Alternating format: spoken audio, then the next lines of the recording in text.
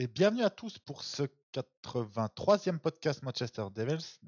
Dans ce podcast, nous allons principalement revenir sur les deux matchs de la semaine face au PAOK Salonique et face à Leicester, qui s'est terminé il y a quelques minutes.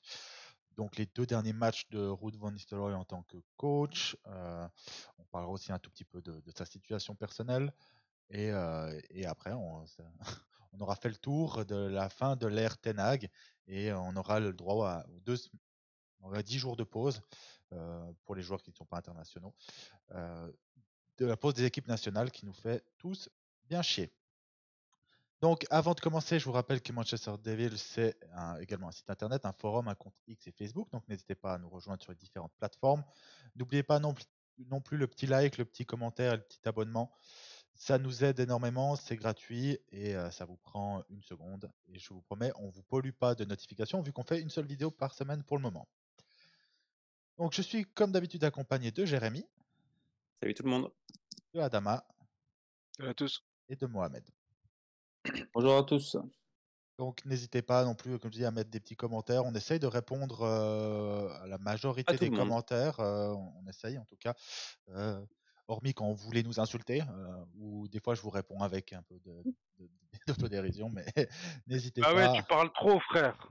Ouais, voilà. Tu ne laisses pas parler. Voilà, quand tu commenceras à critiquer un noir, on en reparlera.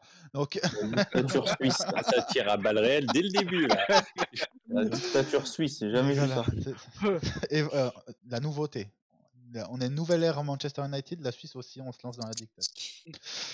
Donc, on va commencer comme d'habitude par l'info de la semaine. Donc, il n'y a pas eu grand-chose cette semaine pour Manchester United. On en parlera un peu plus sur les deux matchs, sur en gros l'avenir de Ruud van Nistelrooy. Je voulais pas trop parler de ce sujet-là dans les infos de la semaine. Et donc, je pense que je vais faire quelque chose que je vais vous faire un petit suivi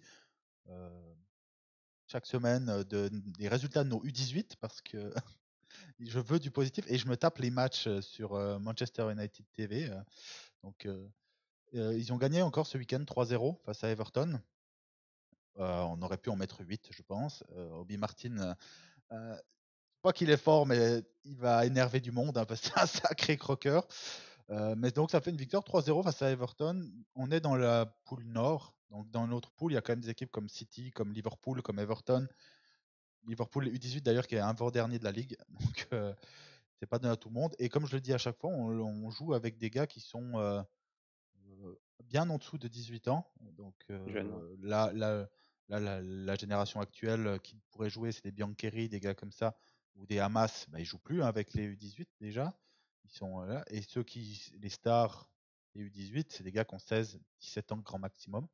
Et donc, juste pour dire qu'après 9 matchs, on est à 9 matchs, 27 points, 43 buts marqués, 4 encaissés. Donc, ça déroule. C'est du bon boulot, ça. Du bon boulot. Et donc, moi, je regarde les matchs. Vous avez Manchester United TV. Ils sont j'allais dire gratuitement, mais bon, il faut avoir l'abonnement Manchester United TV. Donc, si vous avez, je vous invite à le regarder. C'est assez sympa à voir. C'est bien filmé, c'est bien commenté. Et donc, ça met un peu de visibilité sur les futurs joueurs de notre équipe. Et la dernière, l'autre news dont je voulais parler, ça va prendre 10 secondes. Les fans de Manchester United, on est reconnus pour s'emballer très rapidement, que ce soit sur les coachs, que ce soit sur les joueurs. Et donc, dans les deux sens. Et dans les deux sens, oui. Moi, je trouve qu'on défend quand même, dans la masse défend ses joueurs plus que le coach. plus que d'autres, plus que le coach, c'est sûr. Mais qu'à voir avec Ahmad, on en rediscutera, mais où c'est le nouveau Messi. Bah oui. Je voulais parler en fait, juste une petite pique en plus pour Manchester City qui vient de perdre son 4e match de suite. Et notre futur coach qui leur a mis 4-1 dans une démonstration de tactique. Hein. Bien sûr, ils n'ont pas dominé City, hein, mais de contre et de finition avec un triplé de Gyökeres, dont 2 pénaltys. Donc, un résultat qui va vraiment bien aider à diminuer les attentes de Amorim à Manchester United. Mais voilà, au moins, on finit en plus en beauté avant le prochain match face à Ipswich qui sera dans 2 semaines, pile dans 2 semaines.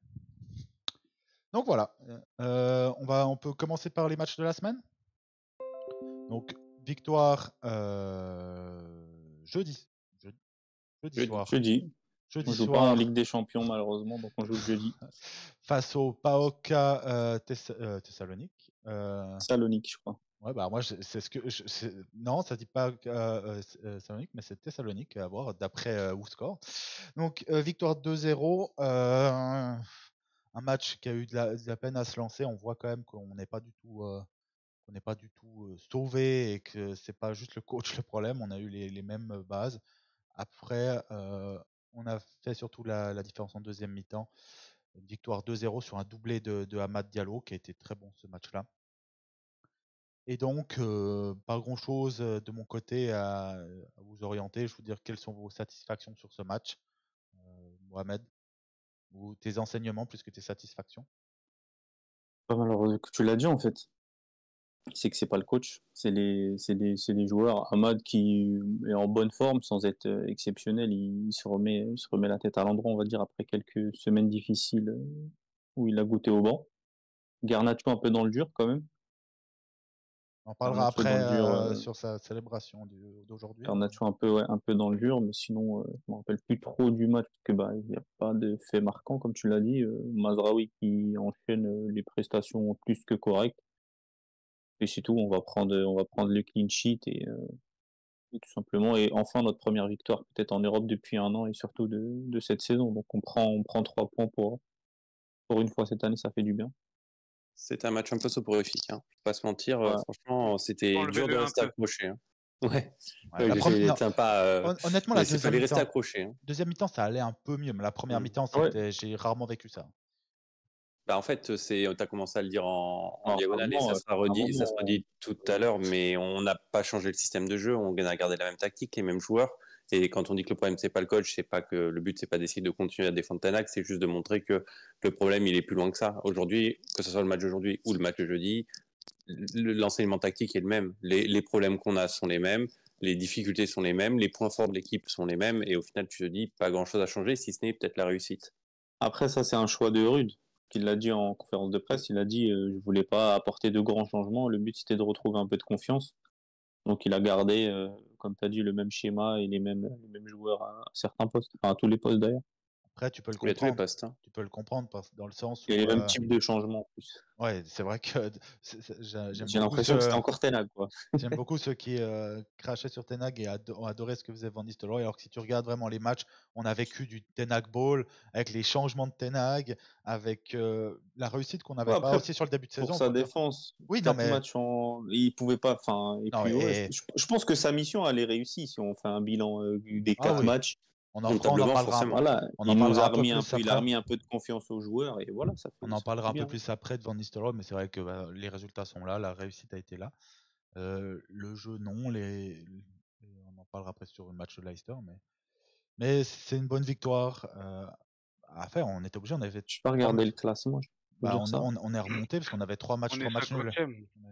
Adama, qu'est-ce que tu as pensé de ce match? Bon, tu nous as dit soporifique, mais Ah ouais, non, ouais, c'était soporifique. Après, si on peut retirer qu'un seul enseignement, c'est que lorsque Amorim va arriver, on sera encore en lice pour pouvoir jouer la suite.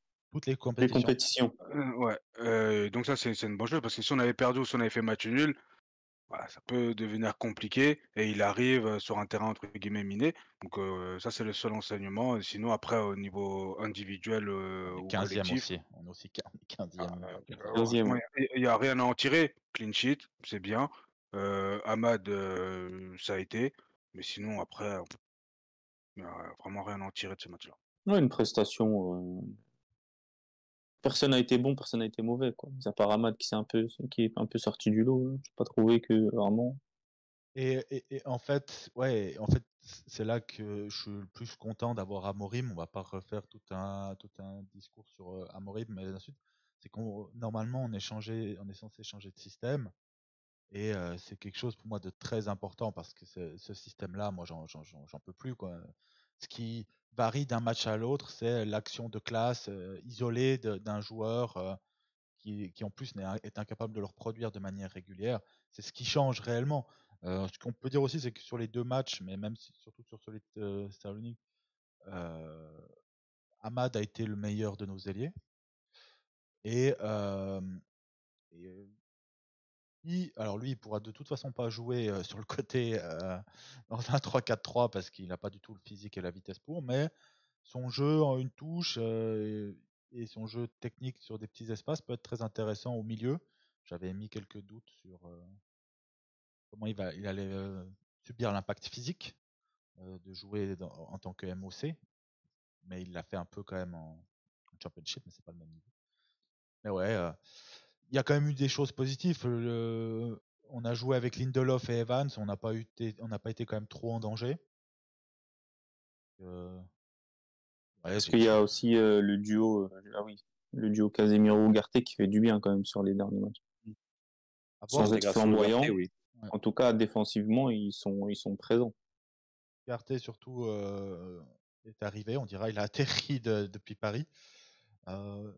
Ugarte, c'est quand même son adaptation, elle est quand même très compliquée parce que s'il y en a un qui est bien baisé par les fenêtres internationales, c'est lui. Il arrive en toute fin de mercato, donc il faut un petit peu. Il part 2 semaines et lui, quand il part, et moi je trouve que c'est criminel de la part de la FIFA. Je vais pas nous les tabasser, mais par exemple là, il repart. Ugarte, alors moi je suis convaincu que face à Ipswich, il sera titulaire parce que il a cet antécédent avec Amorim. Mais faut savoir que donc Amorim, il arrive demain matin. Donc ils partent tous. Bonne partie partent en équipe nationale. Ceux qui ne sont pas en équipe nationale, ils ont un peu de repos avant de prendre des entraînements à Carrington. Ils ont droit au repos en plus. Ouais, mais après, autant le faire parce que ils en ont besoin, certains. Certains, je pense qu'il faut même qu'ils partent en vacances, peut-être retourner à Dubaï avec Paulo Pogba pour essayer de se changer les idées. Mais où je veux dire que c'est compliqué pour lui, Ugarte, et c'est pour ça qu'il a aussi de la peine, c'est qu'à chaque fois, les joueurs d'Amérique du Sud, c'est criminel ce que fait la FIFA avec eux. Ça veut dire que là, Ugarte, il joue heure européenne, heure française, suisse, de toute façon on est même sur fuseau horaire, donc pas l'heure anglais. Il joue le mercredi à 2h du matin face au Brésil en qualification. Donc c'est pas le match où ils vont dire ah bon on laisse les gars sur le banc et tout. Donc lui il va dire qu'il va finir à 2h le matin et après il va repartir. Il va arriver vendredi. Garté pour jouer samedi ou dimanche, je sais plus quand. Dimanche contre Ipswich. Et ça c'est pour tous les Sud-Américains. Hein. Oui, Lisandro, Garnacho. Alors Lisandro et Garnacho, toi ils jouent le même heure face au Pérou. Donc peut-être que face au Pérou, ils feront un peu plus tourner en fonction du résultat face au Paraguay. Et de toute façon, c'est des joueurs qui sont moins importants pour leur sélection nationale que Ugarte. Ugarte joue tous les matchs. Hein. Mais ouais, je trouve que c'est criminel. Et c'est quelque chose qui fait que il prend son temps. Et je pense qu'il va être complètement acclimaté à Manchester United. L'avantage, c'est que c'est la dernière avant un moment. Donc, la prochaine, c'est au mois de mars, c'est ça jusqu'en mars, ouais. En mars, ouais. En plus, tu l'as pas dit, mais lors de la première fois où il était arrivé chez nous et donc reparti en sélection nationale, il se blesse légèrement, mais on le sait qu'il revient blessé. Et du coup, bon, compliqué. On est quand même content de l'avoir parce que, en fait, Rude, qui a quand même un peu de chance dans son timing, ça on n'en a pas parlé, mais le calendrier était quand même très favorable. Hein. Il rencontre 2 fois ce Leicester. Des matchs à domicile. Hein. 2 fois ce Leicester, mais après, surtout, il y a aussi le. Il n'a pas joué un match à l'extérieur Hein non, on a fait 4 matchs à domicile. Non, 4 matchs à domicile et 2 fois Leicester, ce Leicester-là, c'est ça que je parle. Et surtout le fait qu'en fait, il a quand même la chance d'avoir finalement Ugarte qui arrive quand au même moment tu te retrouves avec Mainoo blessé et Eriksen blessé. C'est quand même content d'avoir Ugarte, quoi. Mais c'est vrai que il y a une phrase qui a été dite par Amorim aussi cette semaine où des journalistes, j'ai trouvé les journalistes anglais scandaleux avec Amorim pendant avant la conférence de presse d'avant-match. Ça rejoint ce que Jérémy disait il y a 2 podcasts maintenant. Ouais. Et ça fait un moment déjà que ça dure, mais là, pour le coup, c'est encore plus vrai. Mais surtout après le match, il y a certains qui vont dire qui ont essayé de le lancer sur l'extase du match et du 4-1 face à City. Il a dit on peut pas juste transposer d'un point A à un point B un plan de jeu. À Manchester United, je ne pourrais pas jouer si défensif que ça. Donc je ne sais pas ce que ça veut dire pour nos joueurs, pour la paire Ugarte Casemiro, qui pour moi est une option viable. Mais le meilleur milieu, ben, il revient. D'ailleurs, ça aurait pu être la news de la semaine, c'est que normalement pour le match de Ipswich, Mainu, Yoro, Mount, Shaw et Malacia L'effectif sera devraient. là. Shaw, Je crois que c'est la première fois depuis. Sans déconner, Shaw, il sent que la place risque de lui passer Shaw, dessous, il revient, lui, mais Malacia, on l'enterrer, nous ce a mec. fait un teasing depuis à chaque fois qu'il reprenait. Là, Shaw, il est sorti du sol, il est à l'entraînement collectif. donc on verra. Donc, ouais, Mais comme dit. Oui. rapidement, Antoine, moi, j'ai une autre interprétation de la phrase de Amorim. Moi, je trouve que c'est surtout dans le sens où on ne peut pas se permettre de subir autant Oui, c'est ça. en étant Manchester. C'est pas dans le sens où bah, on va rouler sur tout le monde en mettant un football super offensif, mais en gros, lui, il est parti de l'idée où on est le Sporting, où on affronte City. Il faut qu'on ait une assise un peu plus forte et qu'on joue plus bas, tu vois. Mais c'est vrai que sur les réseaux, ça a été repris de n'importe quelle manière. C'est les fans de Manchester United, hein, on est tous fans de ce club, on est tous débiles quand il faut analyser 3 trucs et qu'il y a des émotions qui rentrent en cours. Mais surtout en Angleterre. Mais donc, ouais, donc ce match nous permet de remonter à la 15e place. Après, c'est tellement serré après 3 matchs. Le prochain c'est match. les barrages, c'est ça? Ouais, le prochain match. Le prochain match est face à Bodø. Donc, on joue là-bas champion, non, à domicile, champion norvégien. Alors, je ne sais pas si cette année ils ont gagné, parce que je crois qu'on arrive sur la fin du championnat où il est fini, mais ils sortent, ça fait au moins 2-3 ans en champion titre. Largement, plus quasiment chaque année, sauf je crois l'année dernière, mais sinon d'habitude pas mal. Mine de rien, c'est une équipe qui joue. Après, normalement, quand tu t'appelles Manchester United, c'est pas une équipe qui te pose trop de problèmes, mais ça reste de ce qu'on a joué en Europe, une des plus grosses oppositions pour l'instant. En deuxième derrière Brann pour le moment dans leur championnat, et ils ont quand même gagné quelques matchs. Donc, on va passer au match d'aujourd'hui. Victoire un peu plus convaincante, hein, 3-0. Premier but de Bruno Fernandes sur une belle frappe enroulée depuis de la surface. Sur une belle talonnade. Belle talonnade d'Amad. Deuxième, un autogol de Christiansen. Sur un, c'est Casemiro qui centre? Mazraoui. Mazraoui qui centre. Un centre d'un arrière, bizarrement. Mazraoui qui centre. Ouais, ça. Mazraoui qui centre et Bruno qui rate sa tête et autogol de Christiansen. J'ai cru qu'il y avait main. J'ai vu le ralenti. Ça paraissait un peu suspect. De Bruno, justement, il la reprend. Ils n'ont pas remontré les images, mais. Pour une fois non, il a l'air de bien la prendre de la cuisse. Hein. Ouais, de la cuisse, mais il rate sa tête, quoi, du coup. Et donc, après un match qui s'est un peu terminé à ce moment-là, face à un très faible Leicester, et à la 82e minute, magnifique goal de Alejandro Garnacho sur une passe aussi de Bruno Fernandes, donc il fait Bruno qui fait quand même sûrement son meilleur match depuis sûrement Noël l'année passée, hein. Donc, parce que déjà il n'a pas fait de jeu long sur ce match-là, très peu de jeu long. On était plutôt sur des passes courtes. Il n'y en a pas eu énormément de tout le monde. Hein. Il y a eu beaucoup de jeux au sol. Il en tente que 3 et puis il en réussit 2, donc c'est peut-être plus.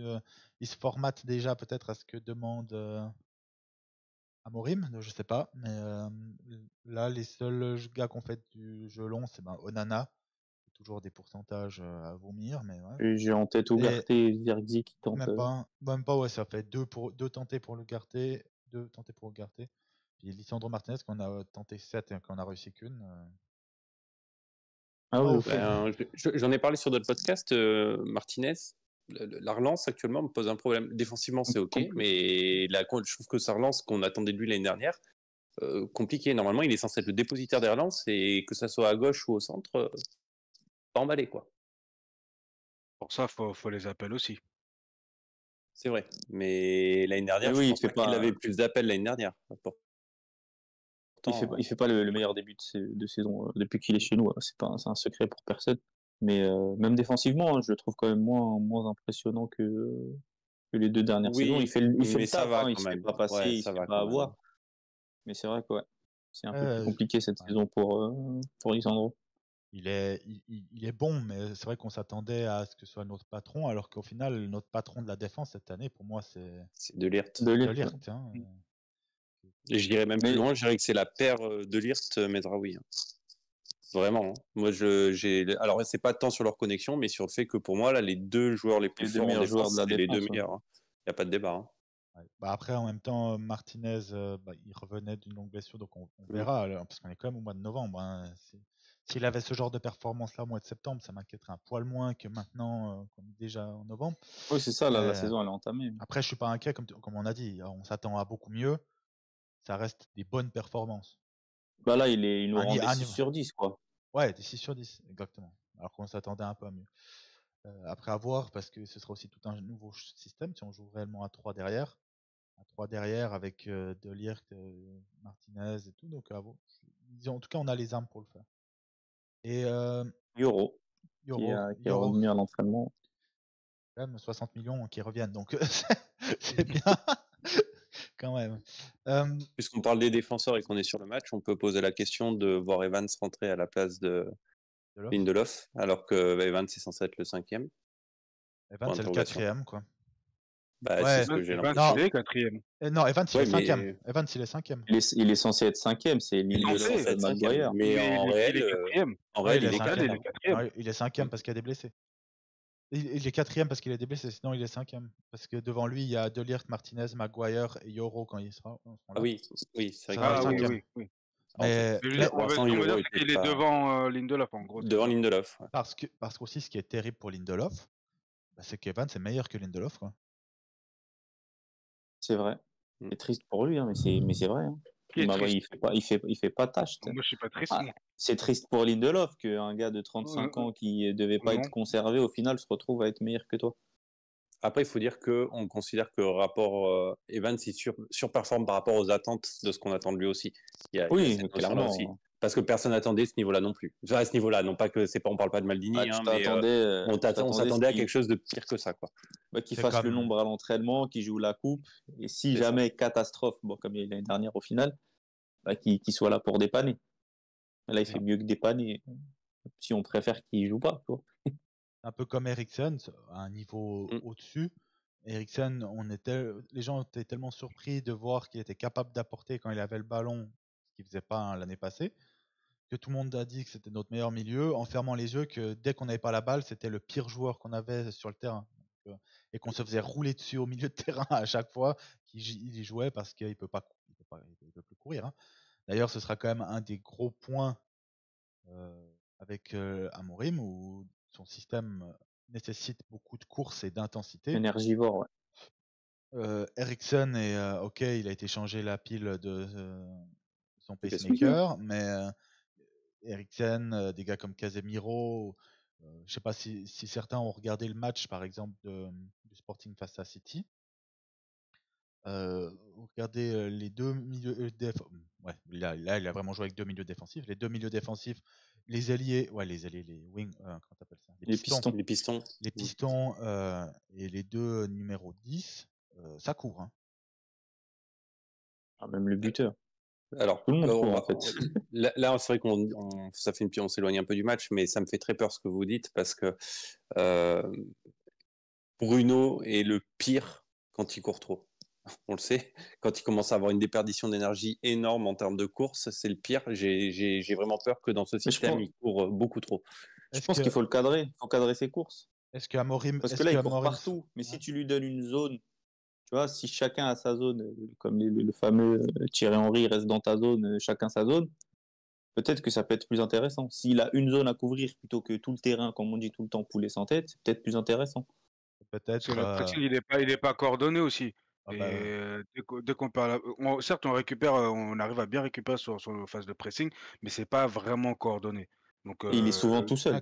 Non, parce qu'il est souvent où il faut pas, surtout. Parce qu'il vient presser au niveau de Højlund. Ça pète tout, en fait. Et où tu as raison, et tu regardes même face au match face à ce faible Leicester, ils ont eu des occasions. Hein. Pas des grosses occasions parce qu'ils sont nuls à chier. Des situations, vraiment, quoi. Mais ils ont eu des situations. Pourquoi? Parce qu'à chaque fois qu'on a essayé de presser, et c'est pour ça qu'Adama a raison, surtout, nos stats de pressing, elles sont bonnes parce qu'on récupère beaucoup de ballons. Mais en fait, quand on presse, il y a deux possibilités à Manchester United. Hein. Soit on récupère le ballon, soit on ouvre complètement le milieu de terrain et on se fait ouvrir. Il n'y a On pas sait de pas plus ju- d'entre deux. faire. et il n'y a pas de juste milieu. Il n'y a pas de juste l'équipe adverse a réussi à casser notre pressing, mais on n'est pas complètement à la rue avec Mainu qui court pour essayer de rattraper tout le monde. Euh, donc ça c'est un des gros problèmes et on verra avec Amorim. Mais si on revient sur Bruno, qu'est-ce que vous avez pensé du match de Bruno et aujourd'hui et de ces deux derniers matchs, on dira cette semaine, Bruno? Bah, Bah, il franchement, recommence à stater. ouais.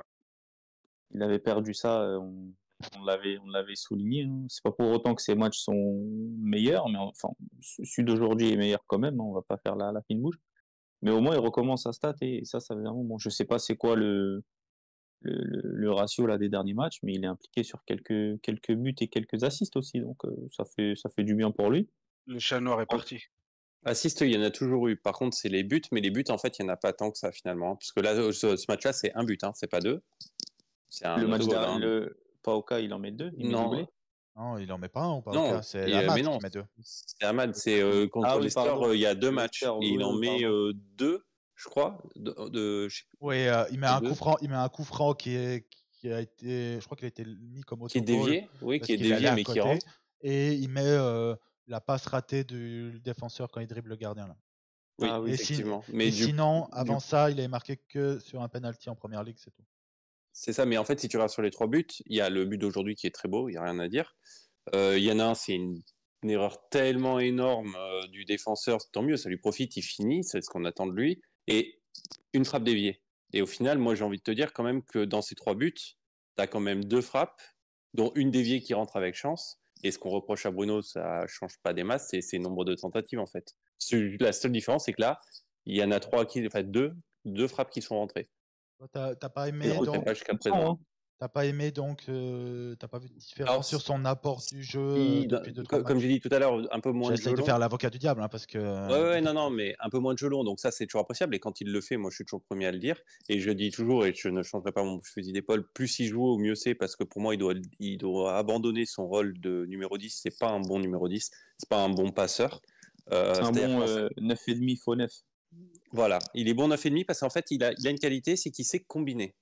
Ça marche rarement parce que les joueurs autour de lui ont du mal, il n'y a pas de débat là-dessus. Il sait combiner. Pour moi, il sait mieux combiner que passer. C'est-à-dire qu'il est mieux dans la combinaison qu'à l'initiative de la passe. Avec Ahmad, il combine bien, je trouve, hein. ouais, il commence à avoir quelque Les, chose. Mm. Il les y a une deux se petite cherchent. connexion, ouais. Mieux qu'en tout cas avec Rashford qui cherche Ouais, en bon, permanence. Avec Ahmad, déjà leur Rashford, but il là est où déconnecté, Rashford. Rashford, malheureusement Rashford, ouais. on va pas en parler dans ce podcast, mais je sais pas s'il fait un burn-out ou pas, parce que l'effet de licenciement du coach a pas eu du Il tout n'y a pas d'effet. eu il y a pas eu LD. Rien. Il a l'air épuisé mentalement et Et ça a physiquement. démarré sur ce match, pour rester dans le match. À la première minute, il y a une erreur défensive. Il récupère le ballon, il est aux trois Il quarts va en haut du touche terrain. là. Il a le champ libre. Bah, Il il met y une va pas. vitesse là, ouais. Non, après, avant la vitesse, avant le ballon qui met lui-même en touche, il y a déjà une mauvaise relance du Ah, gardien ok. qui récupère. Il est tout seul, il y a un joueur entre lui et le gardien, il y va pas. Enfin, vraiment, mentalement, il est mort, hein. Ouais, Enfin, je veux dire, il est à côté de Malasia mentalement, les gars, hein. C'est du vaudou, hein. alors, Bah, Malacia, peut-être qu'un nouveau coach, comme à chaque je fois, sais pas. on a espoir sur Rashford, qu'un nouveau coach lui remette la tête à l'endroit, mais là, le mal a l'air un peu plus profond, et on le dit depuis assez souvent, donc pas besoin de revenir là-dessus, comme tu as dit. Honnêtement, on a mis L'année trop passée, d'énergie dans ce joueur. l'année passée, il faisait n'importe quoi. Il tirait depuis n'importe où. Cette année, il essaye plus rien. Ce qui est un problème également. Bah, Donc, pourtant, ouais, pour ouais, revenir sur. justement. Bah, il a que 10 tirs en 11 matchs, quoi, cette année. Où il a joué. Donc, si on Bruno, il lui revient. faut 3 matchs pour faire ça. Je vais y arriver. Si... Peut-être. Adama, toi, ton avis sur le match de Bruno aujourd'hui? Ouais, moi, sur Bruno, ça fait déjà quelques matchs. Je trouve que c'est un peu plus intéressant parce que avant, il essayait toujours de faire à chaque fois la dernière passe. Là, il est un peu plus intéressant. On le voit qu'il essaye vraiment de jouer comme un numéro 10. Il va des fois, il décroche, il va essayer de récupérer des ballons au milieu de terrain, même si, bien sûr, après, il rentre en fait dans la zone des 2-6. En fait, il faudrait que un puisse compenser et prendre sa place. Donc sur cet aspect-là, il est un peu plus intéressant. Là où il est pas intéressant, c'est son ballon où, en fait, il va presser pour rien et c'est là après on se fait ouvrir. Mais sinon avec le ballon, je le trouve un peu plus intéressant. Il essaye aussi peut-être moins de. J'ai pas été regarder les chiffres. Je crois que ça. je transmets à, à Mohamed ton avis sur ce match-là pendant que je vais voir les statistiques du jeu long face au PAOK Thessalonique. Donc, Ah, ton moi, avis sur les j'ai matchs de déjà, j'ai déjà parlé sur Bruno, hein, rien d'extraordinaire, un peu du mieux, moins de jeu long, comme on l'a dit, mais encore les courses qui sont dérangeantes pour moi. Et il râle beaucoup. Et Faut le comme dire, j'ai ça dit, s'est vu il pendant ce combine un match. peu mieux avec tout le monde, mais particulièrement avec Ahmad, où je trouve qu'il y a une connexion là qui est en train de se créer. Après, comme tu as dit, Jérémy, moi, le joueur, je ne l'apprécie pas grandement, mais ce qui me rend dingue, c'est son comportement. Je sais que c'est Bruno Je voulais pas en parler, je voulais pas bah, qu'on dise parce qu'on que est trop encore négatif sur Bruno, je veux mais pas être, ouais, être en négatif alors qu'il vient de sortir son meilleur match de l'année, c'est vrai que mais même encore aujourd'hui, où première mi-temps, il gueule sur Dalot alors que c'est lui qui fait pas l'appel, il il gueule rate la remise sur la touche, ouais, c'est vrai. en fait, il râle pendant 10-15 minutes, il râle sur tous ses coéquipiers, alors que, frérot, tu es le gars qui rate le plus de la ligue. Donc calme-toi, quoi. Et quand tu es capitaine et tu gueules sur tout le monde, je sais pas si nos joueurs sont tellement au fond du gouffre qu'il n'y a personne et qu'on n'a aucun leader qui nous en retire une. Parce que moi, tu me parles comme ça 2 fois sur le terrain alors que je vois ce que tu fais, t'en prends une. Hein. Ouais, c'est ce que je disais l'autre fois, c'était il y a 3 ou 4 podcasts, à la mi-temps, il y a bagarre là. Ouais.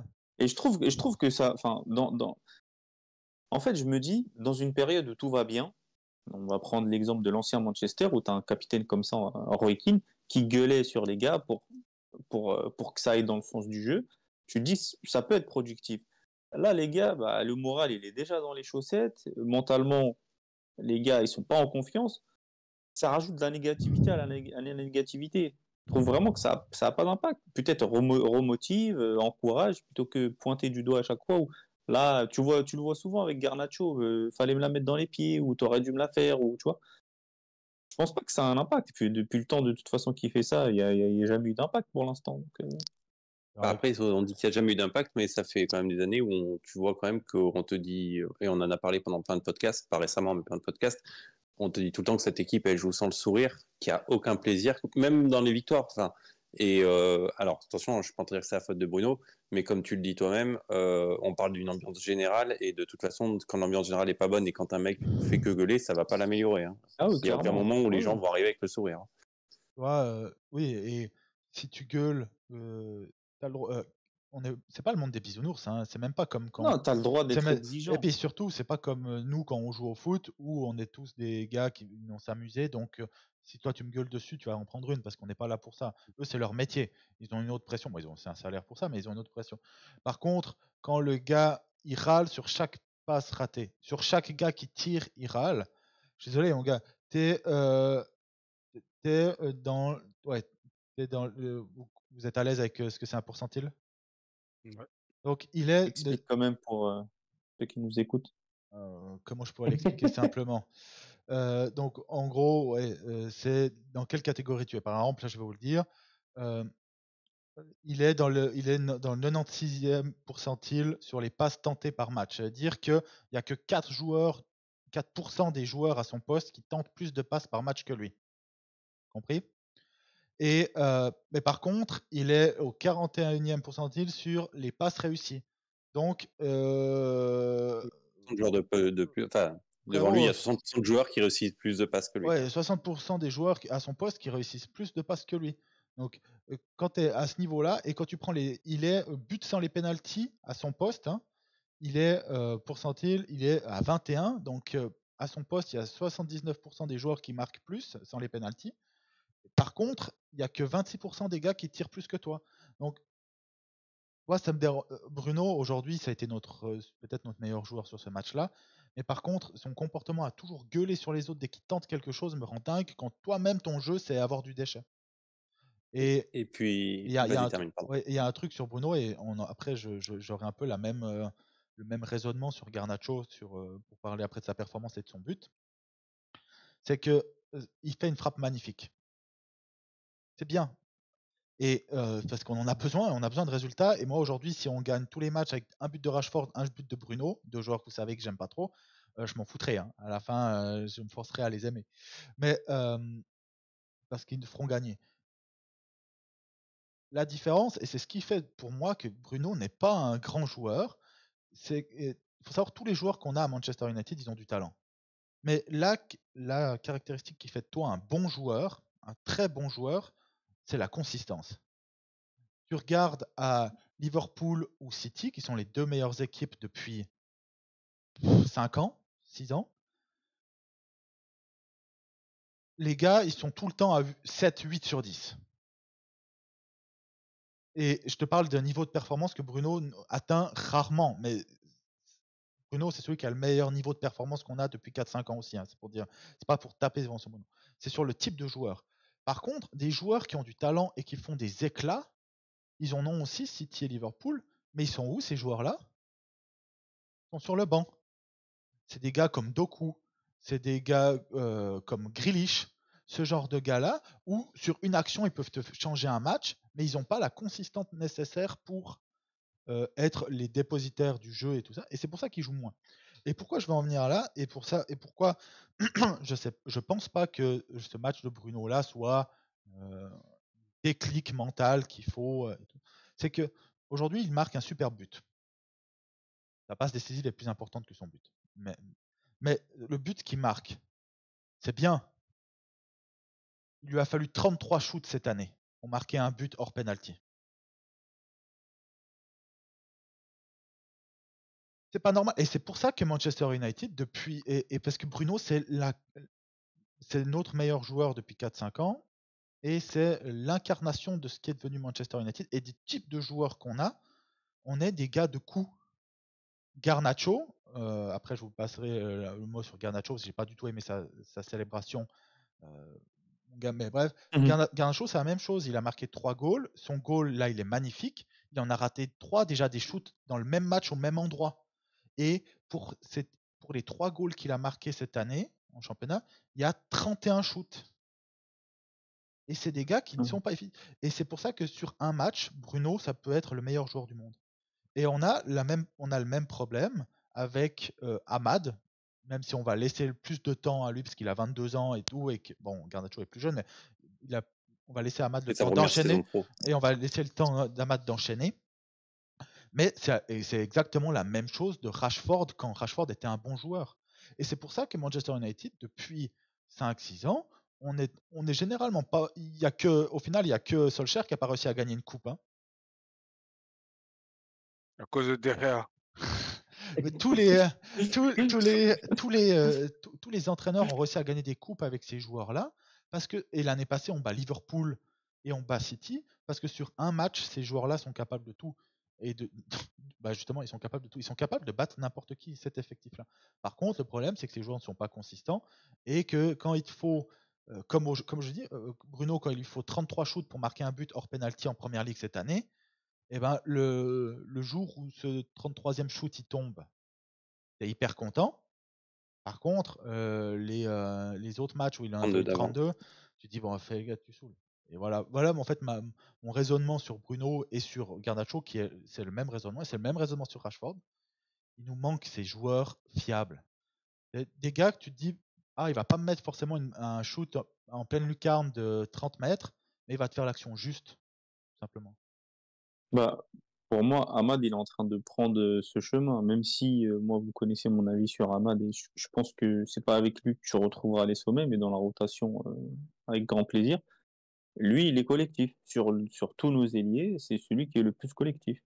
Il a ces petites manies de rentrer moins individuelles. Moins individuelles, mais il le fait quand même un petit peu, tu vois. Mais pour revenir à Garnacho, moi, je pense que on en a assez parlé ici, mais à 20 ans, il a eu 20 ans là, ou pas encore? Oui, je crois qu'il a eu 20 ans. En tout cas, à 19-20 ans, à Manchester United, je pense le fait qu'il soit... Il a eu 20 ans. Putain, il est né le même jour que moi, j'aurais dû savoir ça. Il a eu 20 ans. Qu'il ait été propulsé aussitôt titulaire et enchaîné les titularisations surtout, même si l'année dernière, c'était pas forcément voulu parce que hécatombe de blessures. Mais ce début de saison, on l'avait dit, même si Ahmad avait baissé le pied, il avait été assez vite blacklisté par Ten Hag. Je pense que le fait d'enchaîner autant de titularisations, ça ne l'aide pas. Ça ne l'aide pas du tout parce que les prestations se suivent et se ressemblent. Pour Garnacho, il nous sort toujours les mêmes copies. Tu sais pas s'il est dans un bon jour ou pas, parce que même s'il marque, tu dis les actions se ressemblent et parfois ça rentre, des fois ça rentre pas. Je pense que là, et on l'a vu sur le début de saison surtout, où Ten Hag avait forcé pendant 3-4 matchs où Ahmad était titulaire à droite et Rashford à gauche, quand il rentrait, il était efficace parce que il avait la dalle, il voulait gagner sa place, il était peut-être un peu plus juste. Quand il démarre titulaire, j'ai l'impression qu'il part avec le même état d'esprit. Et moi, c'est ce qui me dérange avec Garnacho, c'est qu'il est, on le dit assez souvent, il est fils unique. Et malheureusement, dans l'effectif, on n'a pas assez de joueurs comme Ahmad. Joueur Parce que si collectif, en tu fait. prends. T'en as un autre, je l'ai Ou en qui essaye tête de là, jouer mais juste. Il y en a un qui est à Mount, Chelsea il est maintenant. toujours blessé. Il y en a un qui est à Chelsea maintenant. Et qui a commencé aussi à faire des. Donc bon, Il on y a a bien fait Kolov de s'en débarrasser. il y a Kolov qui est sorti. Mais ouais, Garnacho, je pense que le nouveau coach, j'espère, et on le dit enfin, surtout Adama, normalement, un coach, ça fait progresser les joueurs. J'espère qu'avec le nouveau coach, on va voir des progrès. Surtout, c'est les jeunes qui sont encore des diamants à polir. C'est pas des produits finis, tu vois. Rashford, j'ai un peu plus de mal à y croire, même si ça peut arriver. Hein. Il est jamais trop tard. Bruno, bon, sauf miracle parce qu'il a déjà 30 ans. Mais Garnacho, Ahmad, c'est des gars, le nouveau coach, il peut les faire progresser, leur apprendre à jouer de manière différente, sans les dénaturer totalement, parce que c'est pas le but non plus. Garnacho, son jeu direct, le fait de toujours provoquer, ça dynamite un peu, ça met un peu d'activité quand des fois on voyait que c'était un peu morose nos actions offensives. Je pense qu'il y a moyen d'améliorer tout ça. Et Je le dis fait toujours de que toucher un peu au banc, excuse-moi Jérémy, le fait de goûter un petit peu au banc de manière alternée, ça peut être positif pour lui, plutôt que de le mettre toujours titulaire 90 minutes. Je dis toujours que la saison 2, c'est la saison la plus difficile pour un jeune qui commence. La saison 1, généralement, t'as un peu une euphorie, t'as un peu le lancement, t'as un peu d'insouciance. C'est quelque chose qui est plus facile que la Les saison 2. La adversaires, ils saison ne 2, connaissent pas encore bien. ouais, ils te connaissent pas bien. Vraiment, la saison 2, c'est un autre monde, en fait. C'est un monde où, finalement, t'es plus la nouveauté, souvent, les paillettes retombent un petit peu. Et c'est là où, d'ailleurs, tu vois de suite un joueur qui va vraiment être très, très bon parce que dès la saison 2, il va enclencher et continuer, pour faire le lien avec ce que disait Antoine, en ayant de la consistance, en ayant donc une succession de performances qui reste stable. Et là, Garnacho, depuis le début de la saison, moi personnellement, je le trouve franchement dans le dur. Alors pourtant, il a pas mal joué à droite et à gauche, donc il a eu au moins la chance entre guillemets de tester les deux côtés. On sait qu'il a le côté gauche où il préfère, on le sait tous, ça se voit. Mais je le trouve pas mal dans le dur. Et comme tu dis, sa différence, elle se fait finalement que quand le ballon y rentre, parce qu'il va toujours faire le même mouvement, il va toujours tenter les mêmes actions, et finalement, tu vas être content de lui que la fois où ça va rentrer. Ce qui est assez décevant parce que il manque un peu de variété dans le jeu, c'est le côté fils unique que tu évoques. Et je trouve aussi qu'il y a peut-être l'utilisation qui est peut-être pas optimale pour lui. Le faire démarrer, comme tu dis, tous les matchs, c'est pas forcément bon. Alors là où je partage pas l'avis, je suis pas sûr qu'il ait plus la dalle quand il rentre en cours de match. Mais je pense qu'aujourd'hui, et malheureusement ça le rapproche à mon goût trop de Rashford, mais c'est comme ça, son point fort, c'est finalement peut-être son physique et sa vitesse. C'est devant sa technique qui n'est pas mauvaise. Je ne dis pas qu'il a une mauvaise technique, mais je pense qu'aujourd'hui, si tu dois faire sa carte pour les fans là, de FUT, là, sa carte FUT, si tu dois le faire, je pense que la note la plus haute, je pense qu'elle est en vitesse. C'est sûrement la plus grosse note. Et en fait, finalement, quand tu fais rentrer ce genre de joueur qui sait provoquer, qui a une excellente vitesse, en fin de match, généralement, l'effet est meilleur que quand le mec devant toi est bon. Et surtout, pour peu que tu tombes face à un mec devant toi qui est capable de répéter les courses, donc qui est capable de te défendre en répétant les courses, en revenant sur toi une fois, deux fois, trois fois, on sait quand même que Garnacho, il a ce défaut, enfin, c'est pas ce défaut, il sait répéter les courses, mais il sait pas le faire pendant 90 minutes. Plein de fois, on a dit, bon, là, il est cramé, tu vas arriver à 60-70, tu Oui, vois, il est encore jeune, ça s'explique.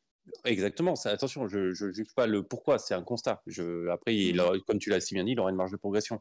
Donc le faire rentrer en fin de match, c'est sûrement plus pertinent aujourd'hui quand il est dans le dur que de continuer à vouloir lui donner les clés du camion et lui dire vas-y, démarre titulaire. Alors là, on l'a vu démarrer sur le banc, c'est très bien. Et là, je vais pas tirer sur Rashford, mais ça explique aussi pourquoi la titularisation de Garnacho, qui était peut-être trop souvent en début de saison, je l'avais dit il y a 2 ou 3 podcasts de ça, aujourd'hui, Rashford, pour moi, il est en lutte avec Ahmad sur sa place de titulaire. Il n'est pas en lutte avec avec Garnacho, pardon. Donc Garnacho là qui est un peu démarré parce que Rude a fait tourner, etc. C'est une bonne chose qu'il ait pas démarré comme titulaire. Mais le fait que ça soit plutôt Rashford, Diallo en lutte pour une place de titulaire, bah en fait ça ouvre un champ royal à Garnacho parce que vous remarquerez que le nom d'Anthony n'a pas été cité et que je suis pas sûr qu'Anthony soit encore un joueur de foot cette année pour nous. Donc Garnacho n'a pas, voilà. Après, il revenait de Je parle pas de blessure. Martial, je parle d'un autre Anthony, si vous l'aviez oublié. Mais du coup, Garnacho n'a pas vraiment de concurrence du fait que son concurrent c'est Anthony et que tu peux pas compter sur lui. Visiblement, du moins le coach ne pouvait pas compter sur lui. Ouais, juste un petit mot sur. ouais. Oui, Adama, vas-y. Parce que moi, en fait, sur Garnacho, le problème, il vient en partie de Rashford et du coach. Pourquoi de Rashford? Parce que déjà l'année dernière, en fait, sur sa saison 1, à chaque fois, on essayait un peu de comparer les deux.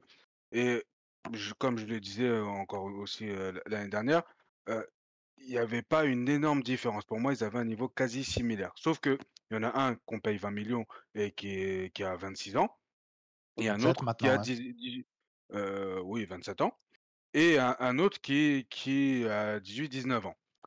Mais la différence, elle est juste là, en fait. Tu changes juste les noms et tu mets le même salaire à tous les deux. Tu le mets le même âge et tu regardes les statistiques, elles sont quasi similaires. Donc pour moi, Garnacho, même déjà l'année dernière, ne faisait pas déjà une bonne saison. Et là, il est sur la continuité. Il est sur la continuité de la saison dernière, sauf que là, on est plus exigeant avec lui. Donc, la critique vient plus facilement. Et c'est là, en fait, où c'est en partie un peu de la faute de Rashford, c'est que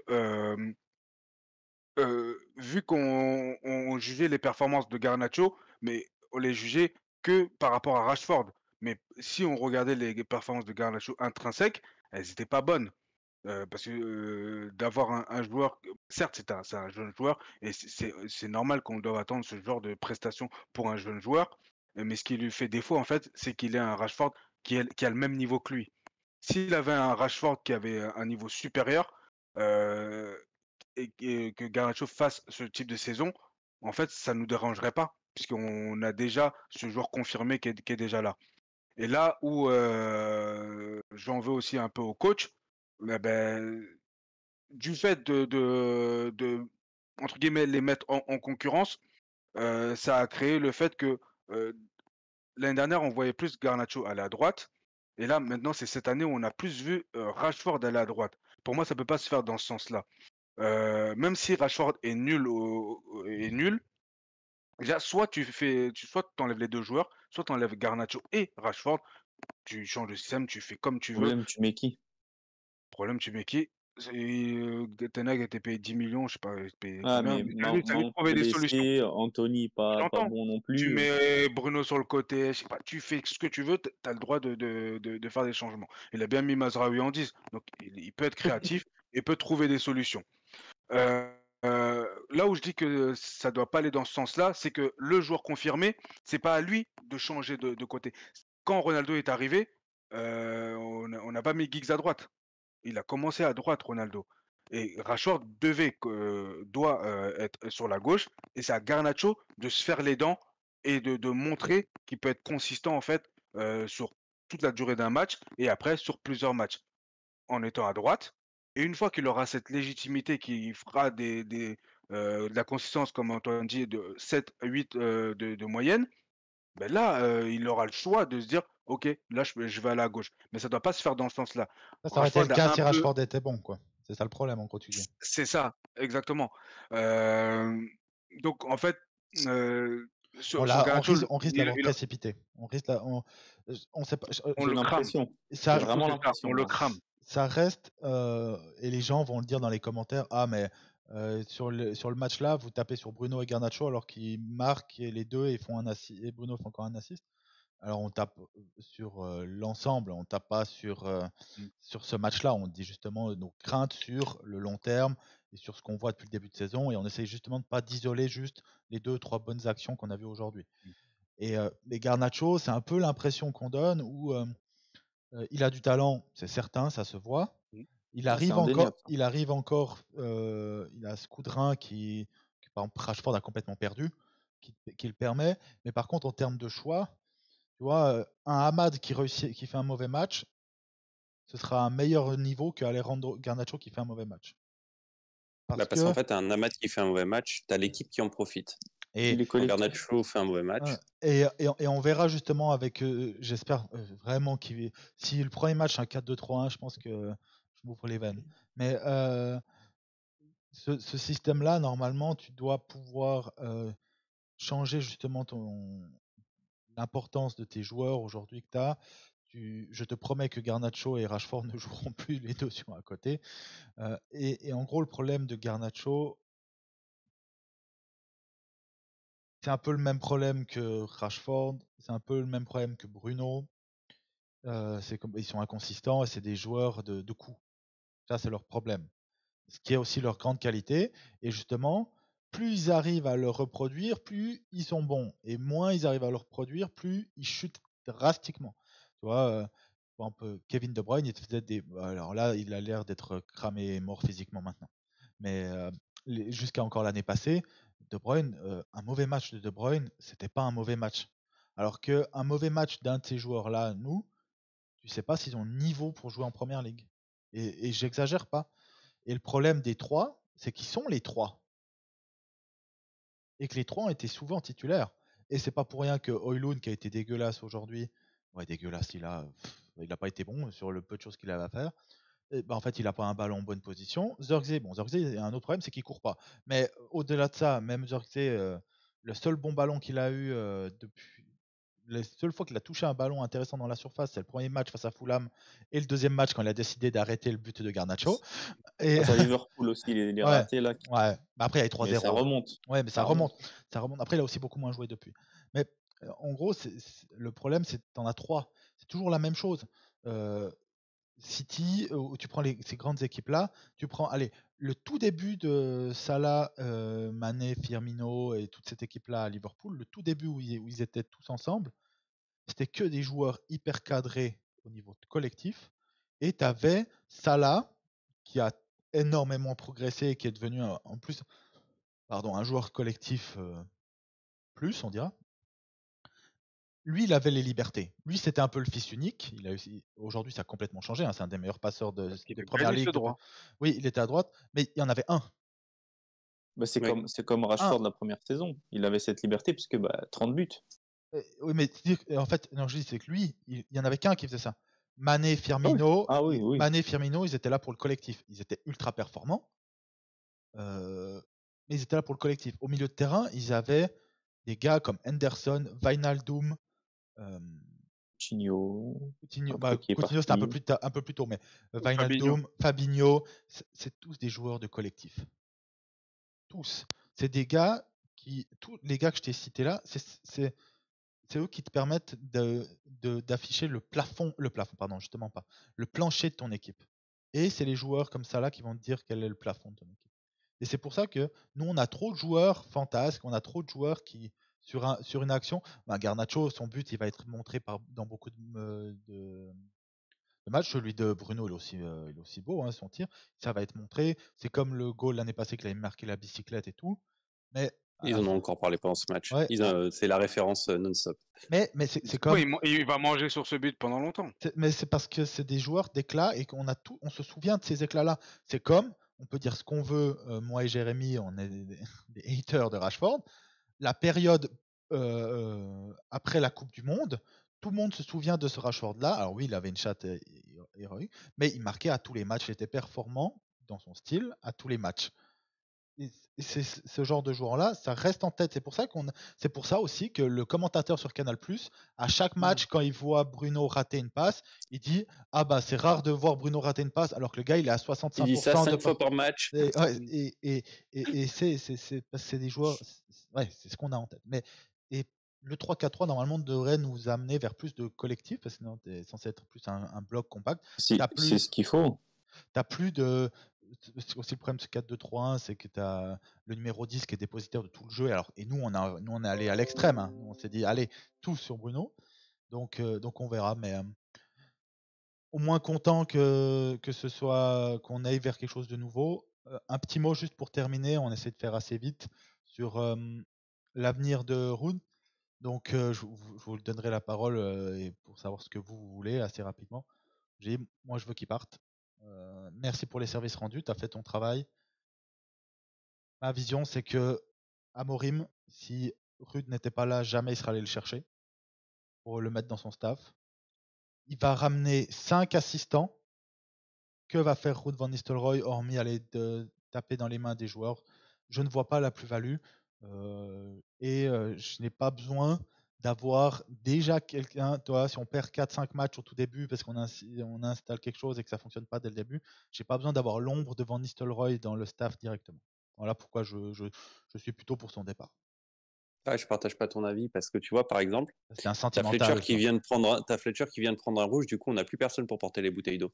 Merde. C'est juste, Ça va être, je sais pas si vous avez suivi les news, Fletcher, normalement, 7 matchs. Hein. Donc là, je sais pas comment on va faire. Non, pas 7 matchs. Il a pris 7. Si. Non, impossible. Non, 3, 7, ça fait. 3 matchs, pardon. 3 matchs le club fait appel. 7000 d'amende et 3 matchs, je sais plus. Bref, en tout cas, bon, comment on va faire. Pour info, c'est jamais, j'ai déjà pris une fois 6 matchs de suspension. Donc. Bon, pour répondre plus sérieusement, non. Pourquoi t'es comporté comme Bruno sur le terrain? Ouais, plus ou moins. Ouais, plus ou moins. Moi, je détiens la palme, j'ai pris 18 mois. Moi. Ah, mais toi, c'était pour dopage, j'étais comme Toi, t'as pris une peine de prison, là, c'est pas une absence de. C'est pas une peine. C'était un autre temps. Pour le foot, ça. C'était un autre temps. Donc, Ruud. Plus sérieusement, je partage complètement ton avis. Pour moi, il peut partir parce que, comme tu le dis si bien, en fait, la phrase, elle est suffisante à elle-même. Le coach qui va venir ne serait jamais allé le chercher. Et il vient avec 5 personnes. Partant de là, si tu cherches à le placer, enfin, ma phrase veut aussi tout dire, si tu le gardes, c'est que tu cherches à le placer. C'est que tu forces. Tu te dis, on va créer une place. Ou qu'il est sous contrat encore. Donc. Bah, et alors, un contrat, ça se prend, non? Ten Hag, il me semblait qu'il était sous contrat, je crois, hein, non? Et je pense pas. J'ai jamais trouvé. J'ai pas trouvé, mais je pense pas qu'à assistant, tu prennes 1 million à Manchester.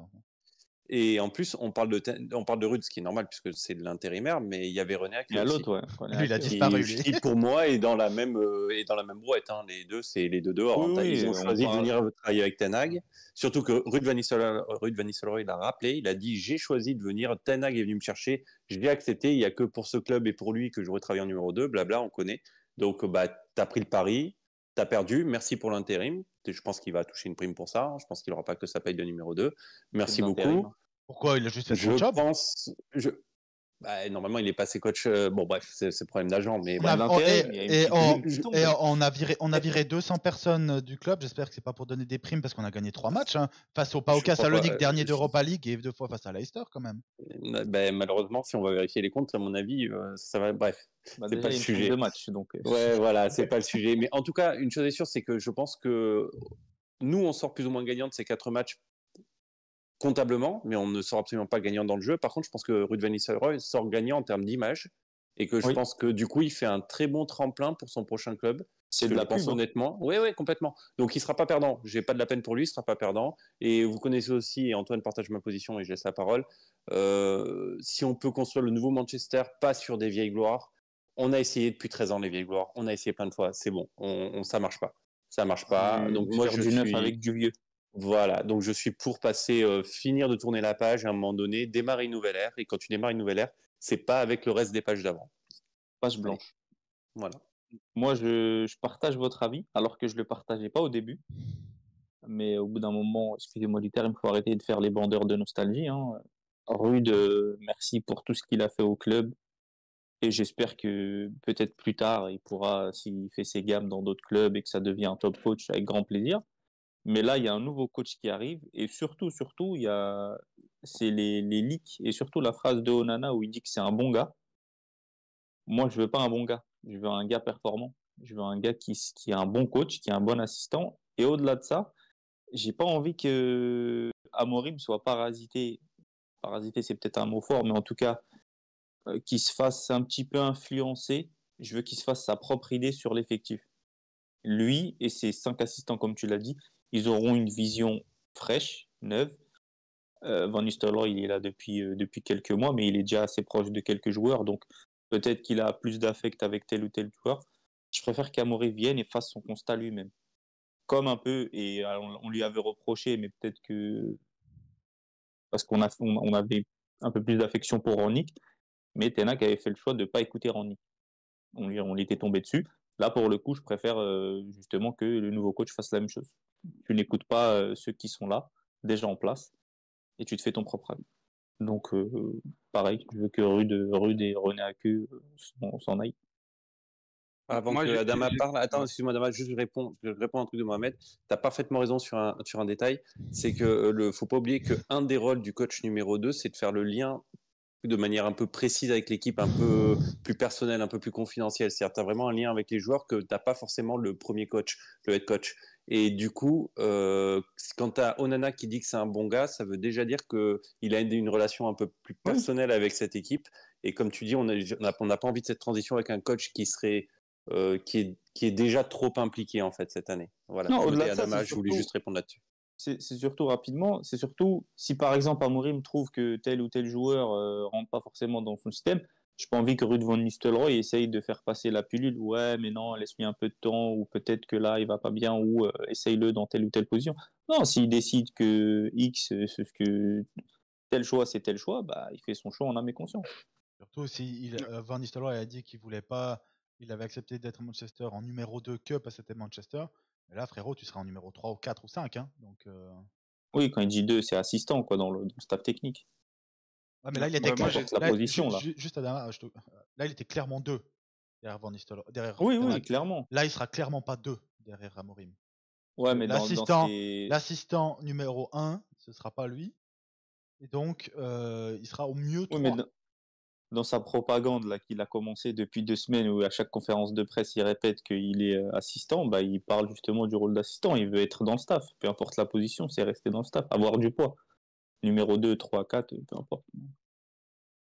Bah, moi, j'étais partagé quand. Alors, moi, je voulais au début qu'il reste. Pourquoi? Juste pour la transition. Parce que, en fait, l'arrivée du nouveau coach avec quelqu'un qui est déjà là, peu importe que ce soit une ancienne légende ou pas, c'est juste de faire la transition assez simple. Là où j'ai changé d'avis, et je veux pas du tout qu'il reste, c'est la déclaration qu'il a eue. Justement, où il a dit qu'il était venu en tant que numéro 2 chez nous, uniquement parce que c'était, Ten Hag était venu chercher, que c'est notre club et cetera. Mais qu'en fait, il a, et l'autre partie de la déclaration, c'est, je viens, avec Ten Hag, mais dans l'ambition d'avoir la place de numéro 1 après. Et Non, quand si j'ai vu cette partie-là. je suis pas Et sûr, Adama. il y a une autre partie de cette déclaration où, en fait, à la fin du contrat de Ten Hag, il disait: «À la fin du contrat de Ten Hag, j'allais lui succéder». Alors, il s'est pas dit comme ça, mais j'ai vu une phrase aussi Un truc sous-entendue dans C'était ce type-là. sous-entendu, hein, mais effectivement, ça pouvait laisser penser ça. J'ai vu passer un extrait aussi qui Bah, j'ai laissait l'impression penser. que le board, Après, non, parce que le board lui aurait donné l'intérim jusqu'à la fin de saison au moins. Alors que là, ils ont essayé Non, ils ont mais décidé tout de suite de couper ce qui dans le est, non, à vif la fin, et ce qui nommer est, Amorim. ce qui est sa Donc ça me volonté, surprend cette déclaration. ce qui est sa volonté n'est pas forcément celle du club. Hein. ce qui n'est Ah oui, pas oui, oui. forcément celle du club, mais en lui, dans sa tête. Donc ça veut dire Ouais. qu'en fait, s'il reste quand même et c'est là où je me dis après ça peut être dangereux parce que s'il reste, dans le club et qu'avec Amorim, ça se passe pas si bien que ça. Que ce soit vraiment catastrophique, qu'on ait 10 défaites d'affilée. Là, les dirigeants, ils peuvent aussi paniquer, se dire: «Ah non, finalement, c'est pas le bon Bah, gars». surtout Heu, son bilan, là, son petit bilan de 4 matchs qui plaît dans sa faveur, ouais. ouais et donc si le loup, il est déjà dans la bergerie, ben ça peut être assez simple donc finalement, en fait, vaut mieux qu'il parte et tu as raison Mohamed, il faut le coach arrive avec, des yeux neufs. Ils vont se faire, leur propre idée, le staff. Ils auront à peu près une dizaine de jours pour mater les choses et après, et on avance. On tourne la page et on avance. Surtout, en- là, on parle d'un gars qui fait une propagande pour être assistant. Ce serait pas l'associated coach, hein, ce serait l'assistant Dans numéro le 2 ou staff, quoi. 3 Peu importe dans le son rôle, staff. il reste dans Dans le le staff. staff. Mais les risques, c'est que si ça se passe mal avec Amorim, comme tu dis, tu as le loup dans la bergerie. C'est ça le risque. Et c'est Ouais. quelque chose qui existe un peu Surtout partout. que, Et, mais, excuse-moi mais Antoine, rapidement, le risque, il a eu lieu quand Ten Hag était ouais. pas forcément, il y a eu ça commençait déjà à parler de départ. il y a eu tout de suite des leaks. Van Nistelrooy a signé en sachant que Ten Hag allait pas faire long feu, donc il allait se faire virer. Il a même éteint le feu en conférence de presse. Il a dit non, non, moi je suis là, je suis derrière le coach et tout. Et donc, ça, c'est le risque, il est là, mais pour quel bénéfice? Il y a Faible. un gars en plus Non. dans un staff d'un staff d'un entraîneur principal dans lequel tu n'as jamais fait partie. Tu seras le gars, la pièce rattachée. C'est- c'est- Tu serais là que parce que tu t'appelles Rudd ou parce que tu es encore sous contrat et que le club n'a pas Ça. décidé de rompre le contrat. Donc, c'est pas en tout cas un désir du coach, je pense. C'est comme si tu viens à une fête de famille et que tu as ton frère qui vient avec sa copine, il n'y a que elle et vous, ce sera la pièce rattachée. Quand il y aura des discussions, on t'écoutera pas forcément. Et donc, ouais, je suis un peu méchant là. Mais vous voyez Pas le l'idée. bon exemple. En plus, c'est pas un bon exemple. On voit peut-être des messages, mais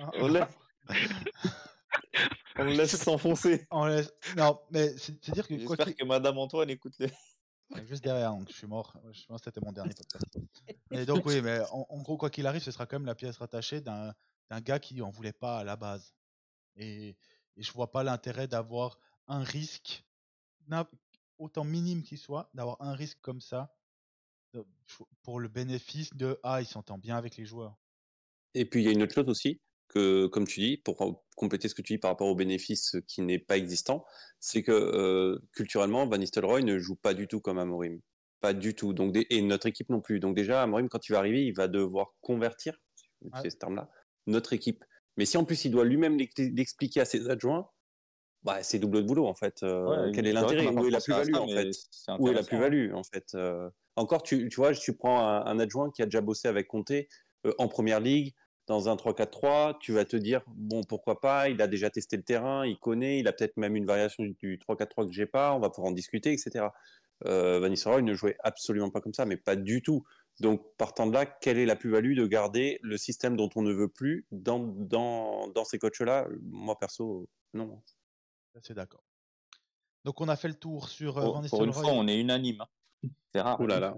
ouais, c'est Alors que moi, vraiment, j'ai changé d'avis. Hein. Mais, Moi, j'ai fait Moi un aussi, j'ai Neuf changé avec d'avis, parce Billy, qu'à la comme base, j'ai dit. je dis ok, mais là, finalement, non. sur le groupe WhatsApp, j'ai fait du lobby depuis 3 semaines. Donc Ils sont venus sur Côté Obscur. Toi, t'as fait une anti-propagande. Donc on a fait le tour justement sur Road. On en saura de toute façon plus dès demain matin. Je pense que ça va être quelque chose de très, très rapide. Nous, on se retrouve dans 2 semaines après la pause des équipes internationales. On va aussi faire une pause, nous aussi. On va aussi faire une petite pause. Sauf grosse info, mais normalement, ça risque d'être calme, je pense. Hein. Normalement, la grosse info, on l'a déjà eu. Donc on verra. Donc, je vous remercie d'avance pour votre soutien. Donc, n'oubliez pas le petit commentaire, l'abonnement et le petit like. Et on se retrouve d'ici 2 semaines. Ne regardez pas du foot. Prenez des vacances du foot. De toute façon, le foot est en pause pendant 2 semaines. Donc, bonne semaine à tous et à bientôt.